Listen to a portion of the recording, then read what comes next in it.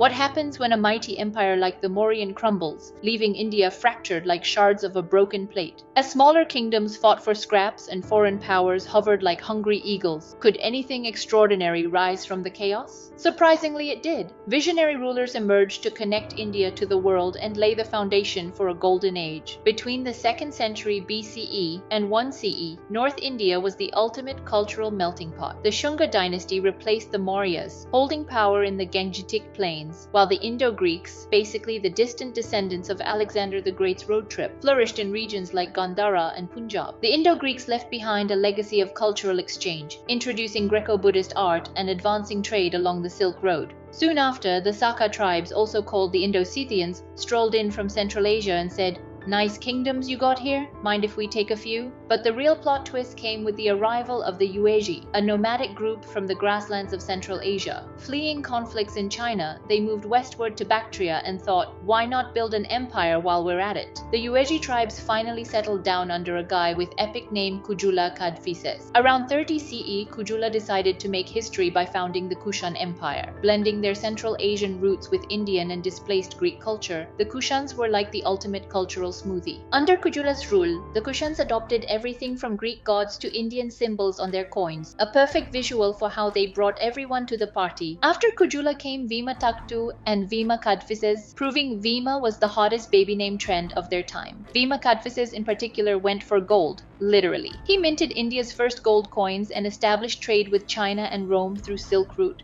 turning the Kushans into economic rock stars. The early Kushan kings built a vast empire stretching from Central Asia to India's heart. But then came Kanishka the Great, the real MVP who took the empire global. Kanishka I, who ascended the throne around 78 CE, was the Kushan Empire's golden boy. His reign was basically the blockbuster sequel everyone wanted, with epic trade, art, and religion. From the Pamir Mountains to the Ganges Basin, Kanishka's rule stretched far and wide. Kanishka turned the Silk Road into a cultural highway. Traders and travelers passed through, exchanging goods, ideas, and art like they were in the ultimate group chat. Kanishka also played host to the 4th Buddhist Council in Kashmir, helping Mahayana Buddhism go viral across Central Asia and China. And under his reign, art styles like Gandhara and Mathura fused Indian and Greek influences into something truly binge-worthy. Like all good things, the Kushan Empire started to fade by the 3rd century CE. Internal struggles and external invasions made things messy, but it was just the warm-up act for India's next blockbuster empire, the Guptas. In 320 CE, Chandragupta I set up shop in Magadha and built what we now call India's Golden Age. It was like going from black and white TV to 4K Ultra HD. Chandragupta I teamed up with the powerful Lichchavi clan by marrying Princess Kumaradevi, and their son Samudragupta took things up several notches. Known as the Napoleon of India, Samudragupta didn't just conquer, he had his victories carved into pillars. Because why not? The Allahabad pillar, one of the few surviving pillars bearing Ashokan edict, is especially noteworthy for its later inscriptions attributed to the Gupta emperor Samudragupta, dating back to the 4th century CE. Samudragupta wasn't all swords and strategy. He also supported art, music, and poetry, proving he could conquer hearts as well as kingdoms. The Gupta Empire hit its peak under Samudragupta's son, Chandragupta II, also known as Vikramaditya, which basically translates to the son of power because subtlety was overrated. Chandragupta II opened up trade routes with Rome and brought in so much gold it practically rained coins. This golden age wasn't just about wealth. The Guptas funded advancements in science, literature, and art that made history sit up and take notes. Aryabhata, the math genius, introduced zero to the world and calculated pi because someone had to make numbers cool. Meanwhile, Kalidasa, India's Shakespeare, penned poetic hits like Shakuntala and Meghadutam that are still reread today. The Guptas also pioneered temple architecture with intricate carvings, sculptures, and enough deities to make every corner of India feel divine. The Gupta Empire began to decline after the reign of Skandagupta.